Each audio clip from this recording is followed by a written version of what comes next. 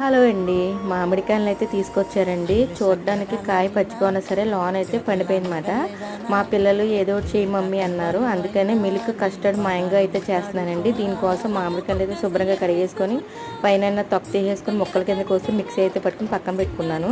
చిక్కడి పాలు అయితే 2 గ్లాసులు అయితే పోసుకొని బాగా మరగనివ్వాలండి. పాలు మరిగేలోపు మనం కస్టర్డ్ పౌడర్ని అయితే 2 చెంచాలు వేసుకొని వాటర్ పోసుకొని కలుపుకొని పక్కన పెట్టుకోవాలన్నమాట. సరిపడా పంచదార వేసుకొని బాగా మరగనివ్వాలన్నమాట. బాగా చిక్కగా మరిగే తర్వాత మనం తీసుకున్న కస్టర్డ్ పౌడర్ కూడా అందులో వేసుకొని ఇంకా చిక్కగా అవనివ్వాలండి. ఇదైతే 10 నిమిషాల పాటు చల్లారనిచ్చి మనం మిక్సీ పట్టుకున్నాం కదండి మ్యాంగోస్, దాన్ని అయితే అందులో వేసేసుకొని సర్వ్ చేసుకుంటే చాలా బాగుంటుందండి.